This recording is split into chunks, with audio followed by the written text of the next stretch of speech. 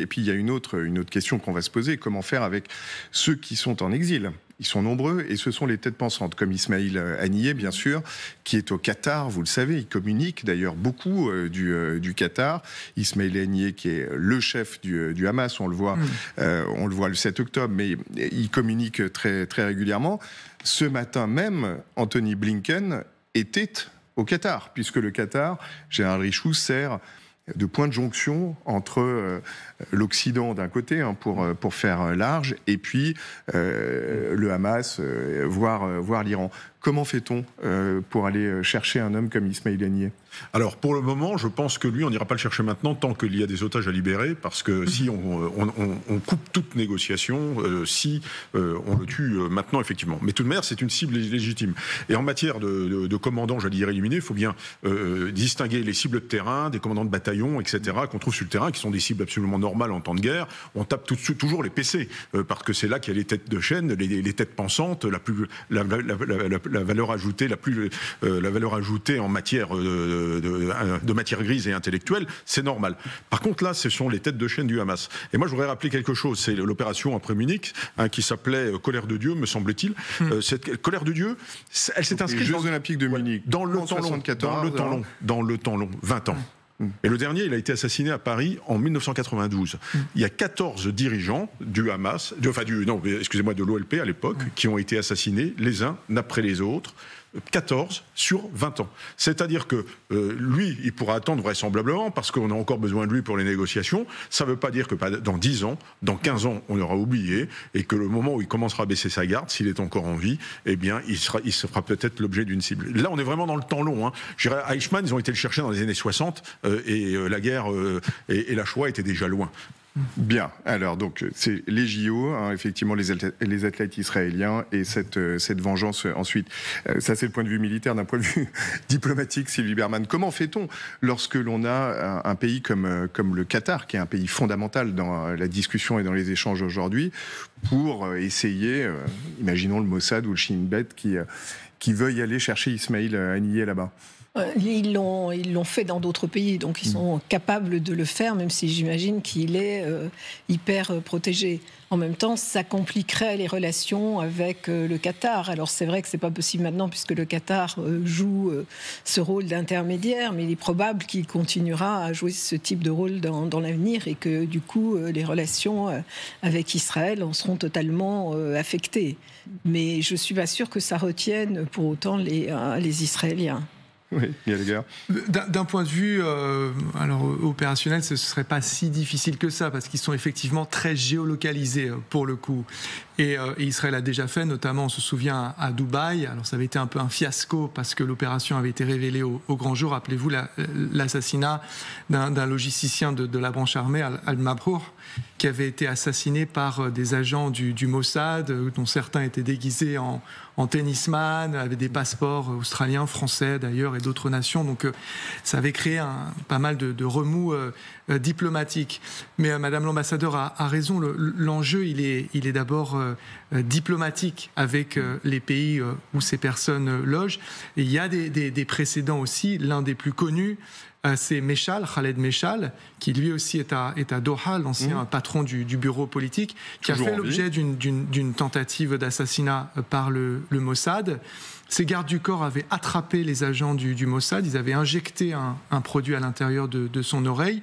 Il a été transféré dans un hôpital, et c'est le roi Hussein de Jordanie à l'époque qui a appelé le Premier ministre israélien pour exiger que l'antidote soit ramené immédiatement, et sinon il a menacé de rompre l'accord de paix historique, donc de 1994, entre son pays et Israël.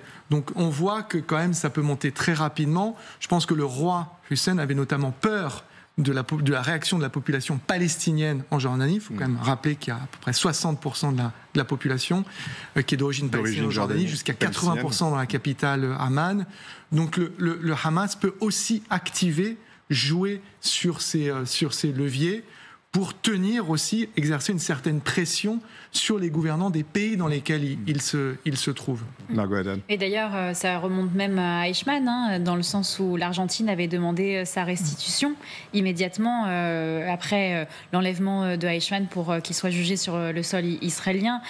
Donc il y a cette volonté aussi des pays de ne pas voir d'assassinat ou de kidnapping sur leur propre sol. À l'heure actuelle, c'est impossible que Haniyeh soit tué sur le sol qatari, puisque, comme le disait très justement Sylvie Berman, on a besoin de lui pour l'instant, pour notamment négocier sur le sort des otages. Mais il y a déjà cette force en place. Les médias israéliens parlent de cette force Nili qui serait déjà mise en place entre le Shin Bet et les Mossad, qui réfléchirait justement, parce que le Mossad c'est le renseignement une nouvelle brigade, extérieur, il faut préciser, une nouvelle brigade d'élite qui serait là pour éliminer les extérieur, donc ce qui veut bien dire que ce seraient des opérations qui auraient lieu en dehors d'Israël pour tuer justement les membres du Hamas. Bon, et Eichmann a fini pendu haut et court en Israël. Il n'a pas été restitué à l'Argentine.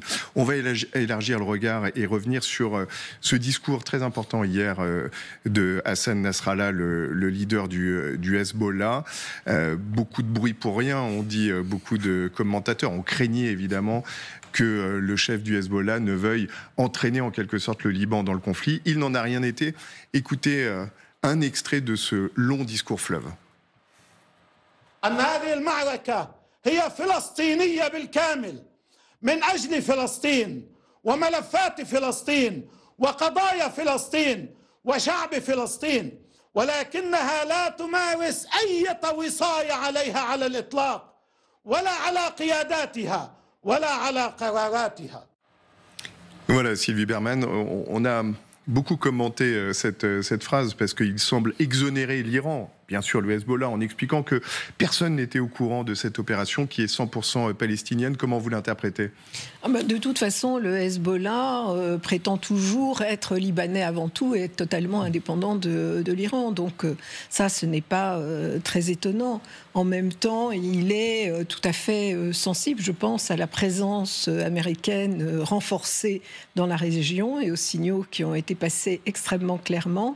Et je pense aussi que ça serait compliqué pour le Hezbollah parce que le souvenir de 2006 chez les Libanais est assez douloureux parce que certes c'est une guerre qui a été menée par Israël, mais c'est le Hezbollah aussi qui a été jugé responsable de toutes les destructions, pas seulement dans le sud du Liban, mais également à Beyrouth à l'époque. Alors, est-ce à dire que tout risque d'embrasement régional est écarté selon vous, Gaël Garfenwick ? Non, pas du tout. Parce qu'il y a tellement d'acteurs dans cette équation extrêmement compliquée qu'un accident ou un dérapage, donc qui ne serait pas intentionnel par définition, n'est pas à écarter. C'est-à-dire que quand on voit la multiplication des acteurs et la relative autonomie dont bénéficient certains d'entre eux, les Houthis, Hassana, Hashd al-Sha'b, du côté irakien, les milices en Syrie, le Hezbollah, l'Iran, et puis vous avez aussi... Toutes téléguidées par Téhéran, il faut le préciser. Mais avec, encore une fois, j'insiste là-dessus, un certain degré d'autonomie. C'est-à-dire que réfléchir en termes de vassalité pure dans la relation Téhéran, Hezbollah, Téhéran, Hashd al-Sha'b, Téhéran, et avec tous ces autres acteurs non étatiques, à mon avis, c'est passer à côté de la dimension parfois autonome de chacun qui a ses propres intérêts et qui cherche à exister. Et c'est là aussi qu'est le grand danger, et il est parfaitement incarné par cet étau à l'intérieur duquel Hassan Nasrallah et le Hezbollah sont coincés. Il est le suivant. Il a deux impératifs. Le premier, s'il veut continuer de se présenter comme étant le fer de lance de la lutte armée contre l'État hébreu, c'est d'agir, de réagir devant ce qui est en train d'être infligé à ce qu'il appelle son parti frère, celui du Hamas. Ne rien faire serait lui faire perdre la face. Et d'un autre côté, c'est très bien dit par Madame l'ambassadeur, agir, c'est courir un risque existentiel, celui de la disparition, de la destruction du Hezbollah. Donc ça, il le sait, et c'est pour ça que se prononcer de manière définitive sur il y aura un embrasement, il n'y aura pas d'embrasement, c'est compliqué. Juste un tout petit mot pour parler du côté américain. si vous voulez, il y a aussi là encore un numéro d'équilibriste qui consiste à adopter une posture très agressive avec énormément de matériel, un tonnage très très élevé, très volontairement très visible.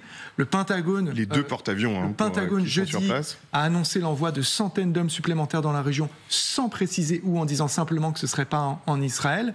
Donc il faut impressionner pour contenir, mais sans provoquer, c'est pas facile.